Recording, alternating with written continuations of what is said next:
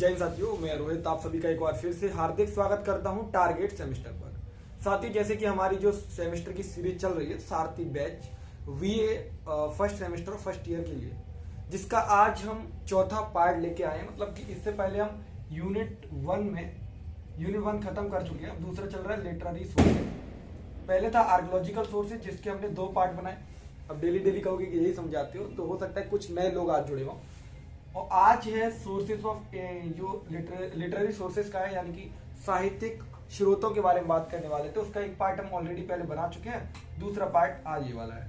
तो पहले पार्ट में हम लोगों ने देखा था सोर्सेज ऑफ मतलब पहले सोर्सेज ऑफ आर्कियोलॉजी पढ़े थे। आज हम पढ़ रहे हैं लिटरेरी सोर्सेज।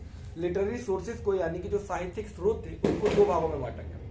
पहला भाग था रिलीजियस सोर्सेज, यानी कि धार्मिक स्रोत। दूसरा था नॉन रिलीजियस सोर्सेज, यानी कि गैर धार्मिक स्रोत, जिसमें से हमने रिलीजियस सोर्सेज पढ़ लिए थे, जैसे जैन, बुद्ध। इन टेक्स्ट के बारे में हम लोग ऑलरेडी पढ़ चुके हैं पहली वीडियो में, तो जिन लोगों ने नहीं देखा वो लोग वीडियो देख लेंगे। और आज की वीडियो में हम बात करेंगे साथियों नॉन रिलीजियस सोर्सेज, यानी कि गैर धार्मिक स्रोत। कौन से? गैर धार्मिक स्रोत। ठीक है साथियों, जिसमें से पहला है मुद्रा राक्षस। पहले बुक के नाम है। अगर देखो आप लोगों को आंसर ना आए, फिर भी आप लोग क्या करेंगे मैं आपको बताता हूँ। अगर आप इन चीजों को ज्यादा डिफाइन ना कर पाए, तो फिर क्या करना होता है। जब मान लो ये प्रश्न पूछ लिया आपसे, डिफाइन लिटरेरी सोर्सेज, एंड उसमें से दे देगा नॉन रिलीजियस को डिफाइन करने के लिए स्पेशली, तो आप लोग क्या करेंगे साथियों, पहले तो लिटरेरी सोर्सेज की डेफिनेशन लिख दो, उसके पार्ट लिख दो, यानी रिलीजियस, नॉन रिलीजियस, और डिफाइन करेंगे नॉन रिलीजियस को कैसे करना होता है। तो देखिए, आप पहले ये बुकों के नाम लिख दीजिए और किस किसने लिखी वो नाम लिख दीजिए। जैसे मैं आपको बताऊं, जैसे कि मुद्रा राक्षस है, विशाख दत्त द्वारा लिखी गई। ठीक है भाई, हमको ये नहीं पता कि इसके अंदर क्या है। फिर है महाभाष्य, हिंदी वाले भी देख लेंगे। अगर कोई दिक्कत होगी मुझे बता देना। नोट्स डाउनलोड करने के लिए आप लोगों को व्हाट्सएप ग्रुप की लिंक दी गई, उसको क्लिक करके ज्वाइन होना है व्हाट्सएप ग्रुप में, और उस पर आपको फ्री नोट्स मिल जाएंगे, या फिर कुछ पेड होगा तो आपको ग्रुप में बता दिया जाएगा। जिसमें बाइलिंगुअल है ये नोट्स, हिंदी और इंग्लिश में। ठीक है, और मैं इसलिए इंग्लिश में लिख रहा हूँ क्योंकि हमारी जो मोस्ट ऑफ स्ट्रेंथ है वो इंग्लिश मीडियम की है। महाभाष्य पुस्तक लिखी है पतंजलि ने, ये नाम याद रखो। अष्टाध्यायी है पाणिनि जी की। ठीक है, उसके बाद नीति सारा, ये वाली इनकी रखना। राजतरंगिणी, कल्लड़ की याद रखना। अर्थशास्त्र की थोड़ी सी स्पेलिंग गलत है, उसको देख लेना। कौटिल्य अर्थशास्त्र कौटिल्य के द्वारा लिखी गई। मालवी पढ़ने में कष्ट हो रहा है, कोई दिक्कत नहीं। मालवी अग्निमित्र जो है वो कालिदास द्वारा लिखी गई है, और कामसूत्र वात्स्यन द्वारा लिखी गई। ये सारी बुकों को अगर एक बार आप लिख देंगे तो भी जो प्रोफेसर होंगे, असिस्टेंट प्रोफेसर होंगे, बहुत प्रभावित होंगे कि आपको कम से कम बुकों के नाम तक तो याद है। अगर आपको डिफाइन करना है तो मैं कुछ पॉइंट आपको दे देता हूँ, बाकी डेफिनेशन आप लोग या तो नोट से देख लेंगे, नहीं तो आप लोग खुद भी लिख सकते हैं। जैसे देखिए, मुद्रा राक्षस के अंदर हम लोगों ने देखा है कि उन्होंने मौर्यन पीरियड के बारे में बात की है। मौर्यन पीरियड के बारे में मैं अगले वीडियो में आपको बहुत ही विस्तार से बताऊंगा, तो आप लोग यहाँ पे लिख सकते हैं। अगर आप इतना भी लिखेंगे कि in Mudra Rakshasa Vishakh Datta described about Mauryan period, तो ये भी एक लाइन सफिशिएंट रहेगी आप लोगों के लिए, क्योंकि एक लाइन घेरते हुए आएंगे तो 3 से 4 पेज के अंदर आंसर चला जाएगा, और कम से कम एग्जाम के अंदर 5 पेज में आंसर लिखना होता है। तो ये एक तो हो गया। दूसरा वाला, जैसे कि महाभाष्य पतंजलि, इन्होंने इसमें शुंग डायनेस्टी के बारे में बात की है। शुंग डायनेस्टी के बारे में ये लोग भी बात करते हैं, साथ ही जो मालवी का अग्निमित्र में है, ये भी शुंग डायनेस्टी के बारे में ही बात करती है। ये एक प्रेम कथा है, समझ रहे हो? प्रेम कथा आप लोगों की भी होगी, यूनिवर्सिटी लाइफ में हो तो होता ही है। तो प्रेम कथा ये वाली। ठीक है, ये जो शुंग डायनेस्टी के बारे में बात करता है, यहाँ पे सोशल लाइफ, पॉलिटिकल लाइफ के बारे में इसमें बात होती है।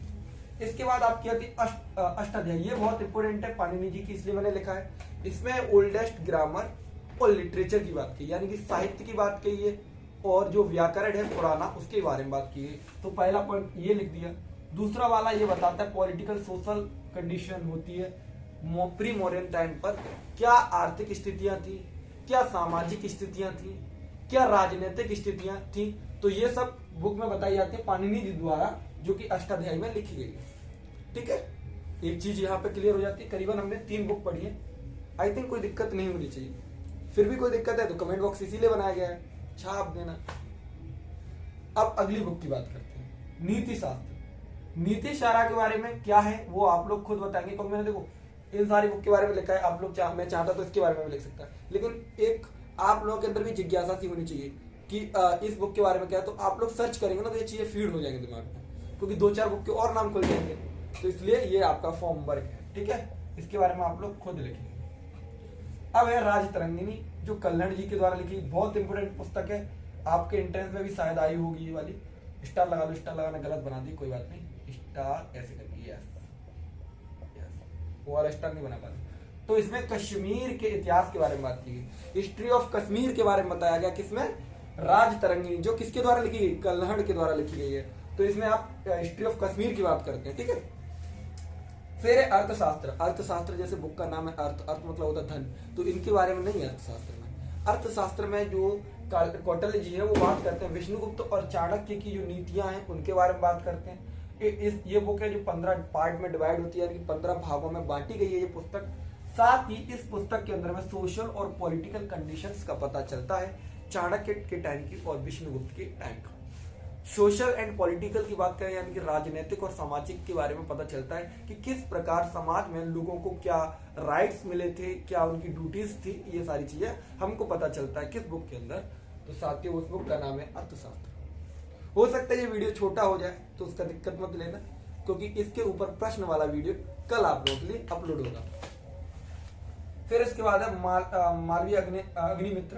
तो ये प्रेम कथा मैंने आपको बता दी, और ये भी शुंग डायनेस्टी के टाइम पर ही लिखी गई है। ये प्रेम कथा, इस बुक को आप लोग पढ़ना अगर आपके पास समय मिले तो। शायद इंग्लिश में भी अवेलेबल होगी और हिंदी में तो होगी, और बाकी संस्कृत की बुक ओरिजिनल में है।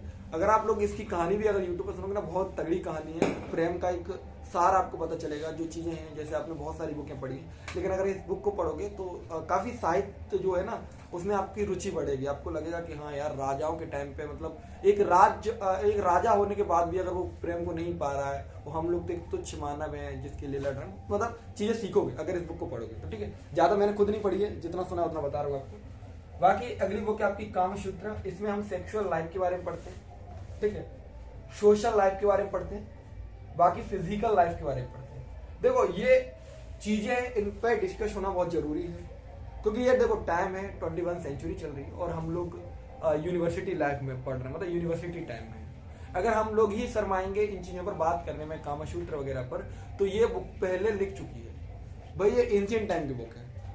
इस बुक में आपको सेक्सुअल लाइफ के बारे में बताया गया है, सोशल लाइफ के बारे में बताया गया, फिजिकल लाइफ के बारे में बताया गया। और ये बुक मैंने भी आपके सिलेबस में थी इसलिए पढ़ा रहा हूँ, ठीक है। तो मैंने आपको करीबन 8-9 बुक पढ़ाई, और भी 2-3 नाम है जो आपको उसके थ्रू मिल जाएंगे, PDF के थ्रू। तो आप लोगों को मैं बताता हूँ आंसर कैसे आता है, वो लिखना बता देता हूँ आपको एक बार। तो अगर ऐसे मान लो यहाँ से मैं हटा देता हूँ, तो देखो प्रश्न अगर आपसे पूछेगा व्हाट इज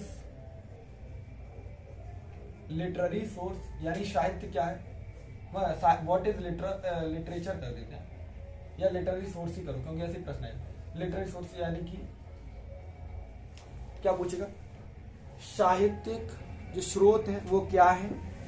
फिर नीचे कह देगा डिफाइन नॉन रिलीजियस सोर्स। ये प्रश्न मैं केवल आपको वैसे ही बता रहा हूँ, कल आपको PYQ प्रश्न मिल जाएंगे। कल का मतलब होता है कि 1-2 दिन में मिल जाएंगे। तो व्हाट इज ये कर लेंगे, तो उसमें क्या करना है, आपको पहले डिफाइन करना है लिटरेरी सोर्सेज, जो मैंने प्रीवियस वीडियो में आपको बताई गई है। उसके बाद आप लोग डिफाइन नॉन रिलीजियस, तो इसमें आप लोग ये 8-9 बुक के नाम लिख देना, बाकी इनके राइटर्स के नाम लिख देना, और हो सके तो 2-2, 3-3 पॉइंट इनके ऊपर लिख देना। जैसे मान लो जो बुक है उसके बारे में मैंने आपको जितना बताया उतना आप लोग लिख देंगे सर। आई थिंक इन चीजों में आपको कोई भी समस्या नहीं होनी चाहिए। प्रश्न बनाने की विधि आपको बताई गई, कैसे प्रश्न बनाए जाते हैं। फिर भी अगर कोई दिक्कत रहती है तो आप लोग मुझे कमेंट बॉक्स के माध्यम से बताएंगे। साथ ही आपकी हर क्वेरी के लिए मेरी ये इंस्टा ID है, दिन रात आपके लिए ओपन रहती है, Rohit Tomar AU। Instagram, Telegram कहीं भी सर्च करेंगे नाम मिल जाएगा, और आप लोग मेरे से बातचीत कर सकते हैं। धन्यवाद आप सभी का हमारे साथ क्लास में जुड़ने के लिए, और अगले वीडियो में हम लोग आपसे मिलेंगे। धन्यवाद।